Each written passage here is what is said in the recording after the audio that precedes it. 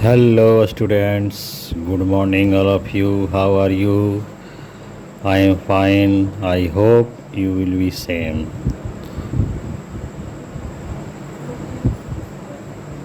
Today we will discuss about the parallel lines geometry which are present in class 9th and 7th.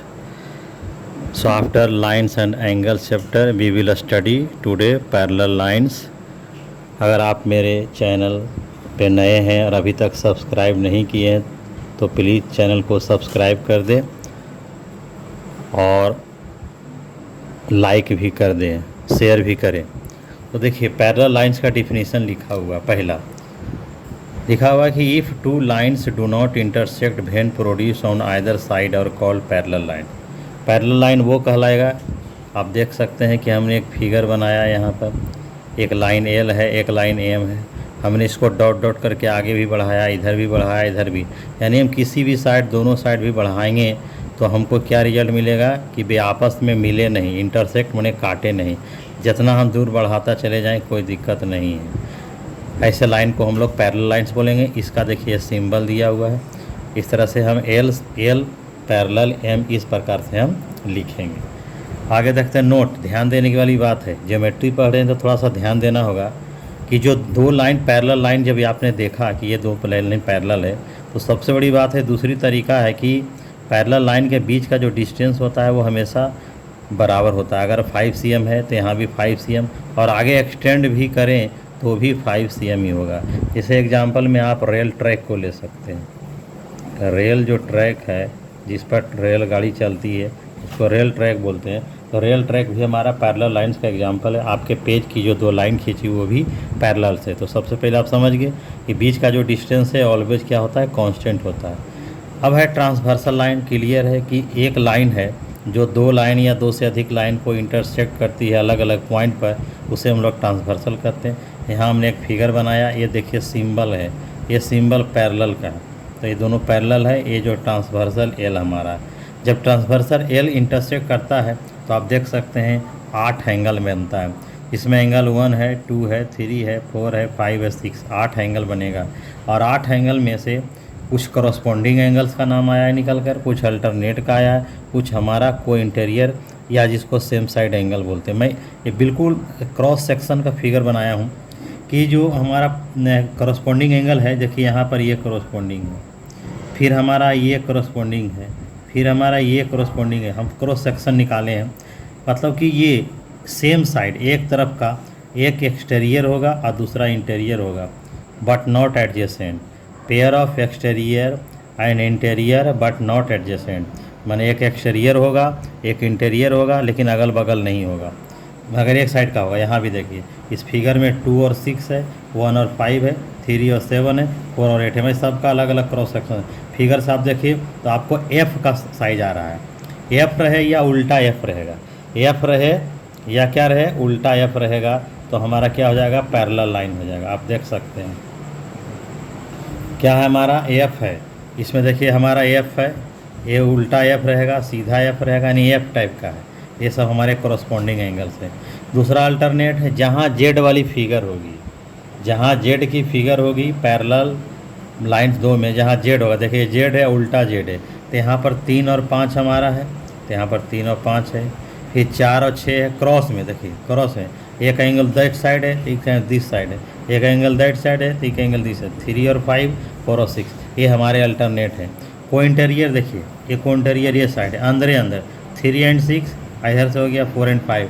मैं cross section दिया हूँ, आप cross section को ध्यान से देखेंगे तो उम्मीद करता हूँ कि आपको समझ में आ जाए। अब हम आगे देखते हैं, हमारे पास बहुत एक्जिम्स हैं। एक पहला एक्जिम्स है कि if a transversal intersects two parallel lines then pair of corresponding angles are equal. पिछले बार में हमने देखा कि कॉरस्पॉन्डिंग एंगल कब क्या होता है, लेकिन अब समझेंगे कि अगर दो लाइन पैरेलल है, सपोज कि हमारा एल और एम पैरेलल और उसको एक ट्रांसवर्सल कट किया, दो जगह कट किया, तो जो 8 एंगल बना, इस 8 एंगल में जो कॉरस्पॉन्डिंग एंगल का पेयर है वो बराबर होगा। तो हम वहाँ देख चुके थे कि 1 और 5 कॉरस्पॉन्डिंग है, तो यहाँ 1 और 5 हमारा क्या हो गया, इक्वल। 2 और 6 भी हमारा क्या है, 2 एंड 6 भी हमारा कॉरस्पॉन्डिंग है, तो ये भी इक्वल होंगे। 4 और 8 भी करस्पॉन्डिंग है दिस एंड दिस, तो दिस इजकल टू दिस होगा।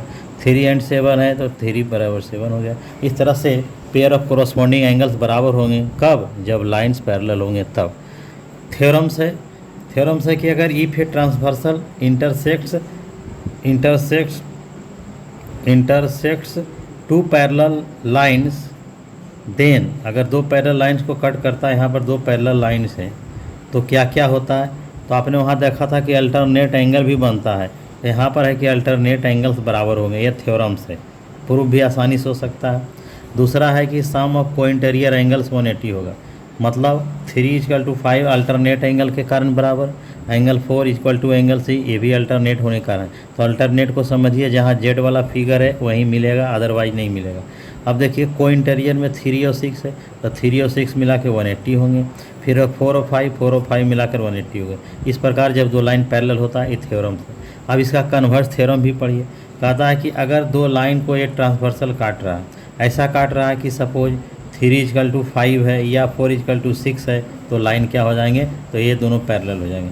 दूसरा कहता है कि अगर ये दोनों मिलाकर 180 हो जाए, या 3 + 6 180 हो जाए, या 4 + 5 180 हो जाए, दो में से कोई एक भी अगर 180 हो जाएगा, तो लाइन्स यहाँ पैरेलल हो जाएंगे। कन्वर्स एक्जिम हमारा भी है। कन्वर्स एक्जिम में क्या है कि अगर दो लाइन्स है और करस्पॉन्डिंग एंगल यानी 1 = 5 हो जाए, या 2 = 6, या 3 = 7, या 4 = 5, कोई भी एक पेयर अगर इक्वल होता है, तो यहाँ पर भी लाइंस पैरेलल हो जाएंगे। इसका मतलब हुआ कि लाइंस को पैरेलल करने के मेरे पास 3 नियम यहाँ पे निकल के आया। पहला आया है कि अगर हमारा अल्टरनेट एंगल्स इक्वल होगा, अल्टरनेट इंटीरियर एंगल्स इक्वल होगा, तो भी लाइन पैरेलल होगा। दूसरा है कि अगर कोई इंटीरियर एंगल का सम 180 होगा, तो भी पैरेलल होगा। तीसरा हुआ कि अगर करस्पॉन्डिंग एंगल्स इक्वल होगा, तो ही पैरेलल होगा। और सबसे ज़्यादा ज़्यादातर यूज में आएगा वो करस्पॉन्डिंग एंगल, ऐसा देखा गया है, वो मिलता है।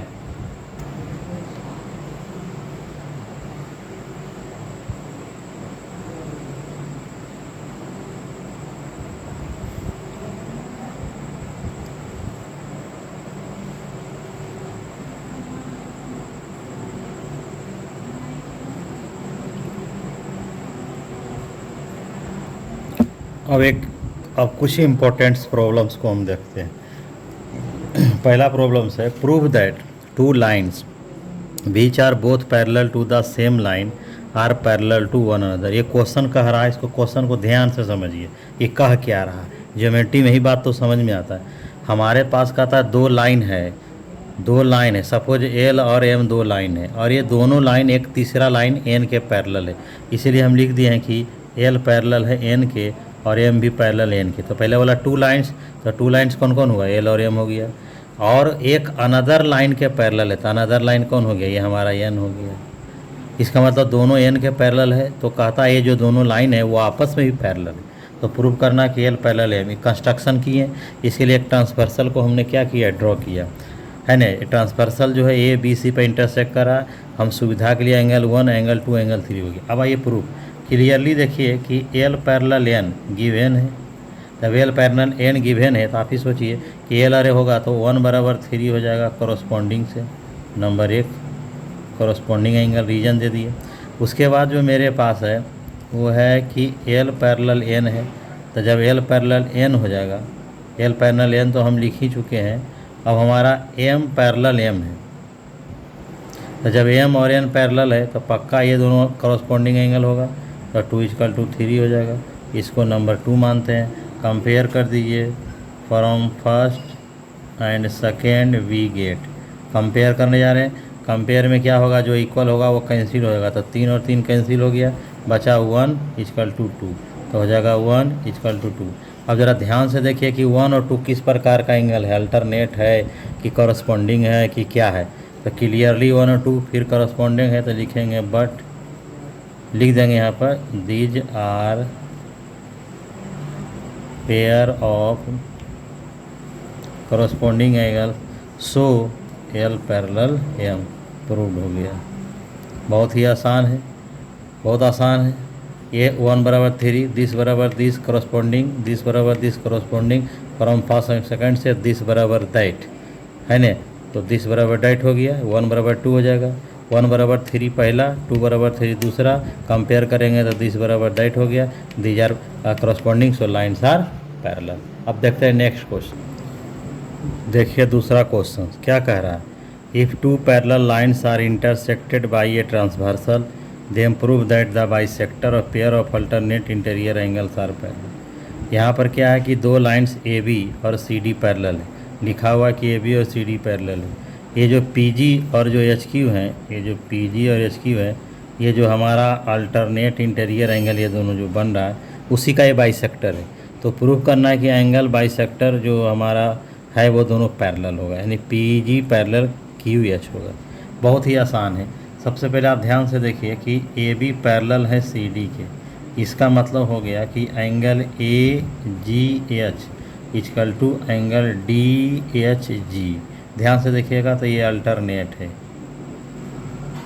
ये एंगल हमने बताइए, यानी यहाँ से यहाँ इसे ये देखिए जेड है तो दिस इक्वल टू दिस होगा, alternate angle this equal to this. अब दोनों एंगल हाफ हो रहा है तो हम इसको ऐसे लिखेंगे, half angle A G H equal to half angle D H G, और इसका हाफ, पूरे का हाफ हम एंगल ये 1 भी लिख सकते हैं, इधर लिखेंगे एंगल 2, क्योंकि हाफ का मतलब ये हो गया ये टुकड़ा चाहे ये टुकड़ा, हम बाहर में छोड़ दिए, हमको काम का ले लिए, फिर एक टुकड़ा ये हो गया, दूसरा टुकड़ा ये, हम इसको छोड़ दिए, इसको ले लिए, 1 बराबर 2, तो लिखेंगे but these are pair of alternate interior angle.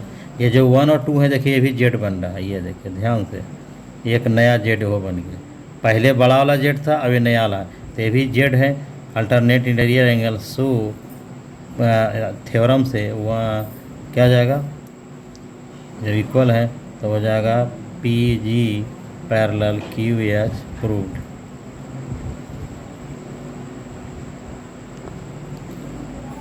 अब कुछ हम फिगर बेस्ड प्रॉब्लम को हम लोग देखते हैं, तो ध्यान से देखिए फिगर बेस्ड प्रॉब्लम को। यहाँ पर A B parallel C D है, एंगल बी का वैल्यू 40 डिग्री है, एंगल डी का 35 है। आपका इस साइड का एक्स निकालना है, ओके, इधर बाई निकालना है। यहाँ पर ए बी और सी डी पैरेलल है, यहाँ पर एंगल बी 120 है, सी हमारा 100 डिग्री है। यहाँ पर ए बी और सी डी पैरेलल है, यहाँ पर वैल्यू हमारा क्या है, पी दिया हुआ है ना, यहाँ एम और एन है, ये एंगल हमारा पी है, ये हमारा क्यू है, आर है, तो प्रूव करना कि P plus Q plus R unity होगा। देखिए बहुत आसान है सॉल्यूशन। तो सबसे पहले हम लोग क्या करेंगे, एक कंस्ट्रक्शन करेंगे, यहाँ पर हमको एक कंस्ट्रक्शन करना पड़ेगा पी, तो लिख दिया हमने draw O P parallel A B parallel C D. जैसे हमने ड्रॉ किए हमारे पास जो है यहाँ पर हम एक एंगल 1 मान लेते हैं और यहाँ पर 2 मान लेते हैं, तो क्या हो जाएगा, एंगल 1 इक्वल टू हो जाएगा 40 डिग्री अल्टरनेट इंटीरियर एंगल से, फिर एंगल 2 इक्वल टू हो जाएगा 35 डिग्री, ये भी अल्टरनेट एंगल ये से होगा। अब 1 और 2 को जोड़िए तो 1 प्लस 2 जो हो जाएगा 75, और 1 और 2 मिलाकर हो जाएगा 22, यानी 22 जो हो गया 75। एक्स एंगल रिफ्लेक्स है, ये रिफ्लेक्स है तो 360 में 75 को हम लोग हटा देंगे, ये रिफ्लेक्स एंगल है ध्यान रखेंगे, तो आपका हो जाएगा 10 में 5 गया 5 और 15 में 7 गया 8, यानी कितना 285 डिग्री। तो एक्स आपका रिफ्लेक्स है, कोई भी एंगल हो, सपोज यह एंगल है तो इसका पिछला एंगल क्या कहलाता है, रिफ्लेक्स, और रिफ्लेक्स एंगल कैसे निकलता है, तो 360 में माइनस करके। ये देखिए यहाँ पर हम एक पैरेलल खींच देते हैं, ये देखिए पी है और क्यू है, तो लिख देते हैं draw P Q parallel A B parallel C D, और यहाँ पर हम 1 ले लेते हैं एंगल 1 को, दिस एंगल इज 1 और दिस एंगल इज 2, तो this parallel to this line, this parallel to this, तो को इंटीरियर से, तो 120 है तो पक्का ही 60 डिग्री होगा, फिर दिस प्लस दिस 180 को इंटीरियर से 100 है तो 80 हो जाएगा, हम निकाल लेते हैं, तो 1 प्लस 120 बराबर 180, तो 1 हो जाएगा 60 डिग्री, फिर यहाँ हो जाएगा एंगल 2 प्लस 100 इक्वल टू 180, कोई इंटीरियर लगा रहे हैं तो 2 इक्वल टू क्या हो जाएगा 80 डिग्री, अब हो जाएगा 1 + x + 2 लीनियर पेयर से हो जाएगा 180। क्या हो जाएगा भाई, हो जाएगा एंगल 1 + x + एंगल 2 180। ये लीनियर पेयर में लगा है। 1 का वैल्यू 60 दे देते हैं, x तो मालूम नहीं, ये 80 दे देते हैं 180। देयरफॉर x = 180, 80 और 60 140 हो गया। दैट इज क्या डिग्री होगा, 40 डिग्री। इस तरह से आंसर सोल्व हो गया दूसरा। 3 में भी क्या करना पड़ेगा, हमको पैरेलल खींचना पड़ेगा। यहाँ ये पैरेलल खींच लीजिए, यहाँ पैरेलल, इसको हम लोग 1 ले लेंगे, इसको 2 ले लेंगे, है ना। यहाँ भी हम लिख देते हैं एस, तो लिख देते हैं draw S F parallel to A B parallel to C D. 2 टुकड़ा हो जाएगा वो एंगल का, तो हम लिखेंगे एंगल 1 + P 180 को इंटीरियर से, और एंगल 2 = एंगल R हो जाएगा, है ना। अब इसको ऐड कर देते हैं, ऐड, तो हो जाएगा एंगल 1 + एंगल 2 + एंगल P हो जाएगा 180 + R। 1 और 2 मिलाकर Q हो जाएगा, ध्यान से देखिए, तो ये हो जाएगा Q + P और R इधर आ गया, तो R = 180। इस तरह से ये प्रूव हो गया। यार हो गया 1 + 2, 1 + 2 मिलाकर यहाँ हो जाएगा 1 + 2 मिलाकर Q। इस तरह से मेरा क्या हो गया, प्रूव हो गया। अब एक नए क्वेश्चंस को देखते हैं।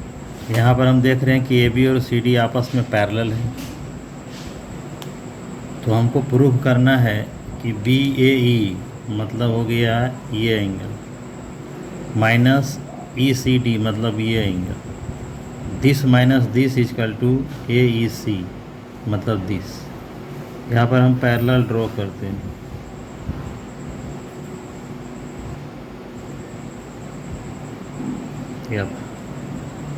लिख देते हैं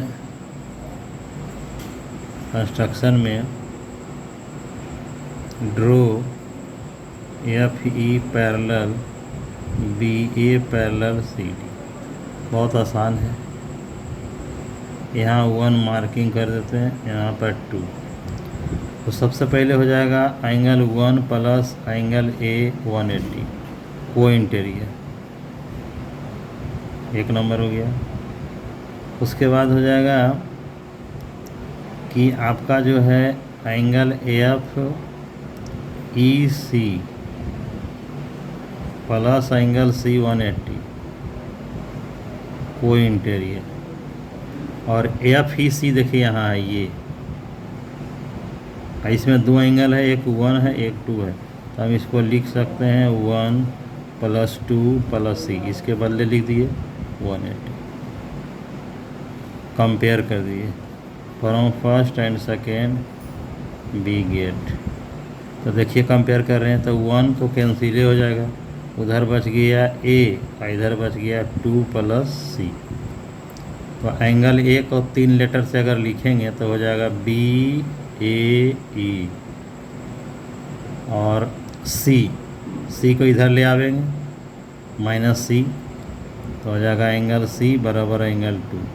तो एंगल बी ए ई, एंगल C का 3 अक्षर से लिखेंगे तो क्या हो जाएगा मेरा ई सी डी, और एंगल 2 को 3 अक्षर से लिखेंगे तो हो जाएगा ए ई सी रूट।